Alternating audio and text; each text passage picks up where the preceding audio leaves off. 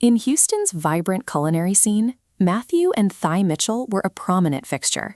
Together, they built and operated Traveler's Table and Traveler's Cart, two highly acclaimed restaurants known for their curated global cuisine. Thai's ascent was a testament to sheer grit. She grew up as a first-generation Vietnamese American, spending her weekends working at her family's small restaurant. From those modest beginnings, she climbed the corporate ladder to become a Fortune 500 HR leader and eventually a successful entrepreneur. Together, the couple reached the top tier of Houston society.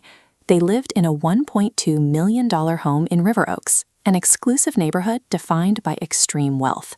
It's a zip code that demands a perfectly curated standard of living. To the outside world, they had engineered the perfect life. Their social media feeds and public appearances projected a flawless partnership. But that carefully curated image masked a terrifying reality. The silence coming from the Mitchell home eventually prompted concern.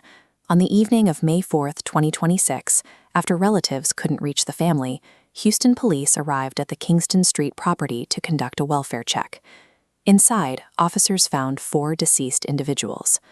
According to the investigation, 52-year-old Matthew Mitchell fatally shot his 39-year-old wife, their 8-year-old daughter, and their 4-year-old son, before turning the weapon on himself. The local community was completely stunned. There were no prior police visits to the home, no history of domestic violence calls, and absolutely no outward signs of distress. We are left to ask how a man living an ideal life commits the ultimate betrayal. Criminologists have a specific classification for this kind of offender, the Family Annihilator. This diagram illustrates the psychological structure of a typical family annihilator. They do not view their wife and children as independent people. Instead, they see them as direct extensions of their own self-worth and social status, tethered entirely to their central provider node. Matthew Mitchell built his entire identity around being an elite provider.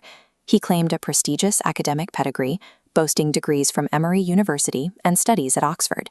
He also carried the title of a former pharmaceutical CEO, but a look into his past reveals severe structural damage to that provider narrative.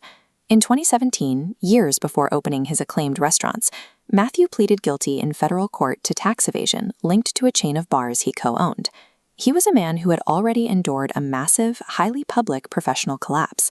His new restaurant empire was, in many ways, a desperate attempt to outrun that past and rebuild his standing. While Matthew was trying to rebuild, Phi was rapidly ascending. She was recently appointed to the board of the Texas Restaurant Association and had successfully launched her own solo fashion brand, Foreign Fare. Behind closed doors, however, Matthew was facing intense pressure. The rapid expansion to open Traveler's Cart reportedly strained the couple's finances, sparking rumors of mounting debt and impending bankruptcy. Plotted here, Thai's public status rises, while Matthew's financial stability sharply declines. For a family annihilator, this inverse trajectory creates an intolerable power imbalance. In this high-pressure state, the annihilator views murder as a distorted mercy, shielding the family from the humiliation of financial collapse. Evidence suggests a calculated attempt by a man in crisis to reclaim total control over his household, ending the story before the facade could fully break. The operational aftermath of the crime is chilling. Just hours after the bodies of the Mitchell family were discovered, Traveler's Table opened its doors for its regular Tuesday dinner service. The highly curated global traveler brand they meticulously constructed survived, operating smoothly, even as the human beings who built it had been violently destroyed. We often assume that an elite education, a pristine neighborhood, and extreme wealth act as a shield against domestic violence. This tragedy proves that geography and income offer no immunity from domestic crisis. The relentless demand to maintain a mask of perfection in high society environments can isolate a family. It acts as a pressure cooker, trapping them inside a facade they can no longer afford to sustain. Lethal domestic violence does not always announce itself with a prior criminal record or public disputes. Sometimes it hides behind a flawless social media feed and a desperate man terrified of losing his status. If you or someone you know is in crisis, help is available.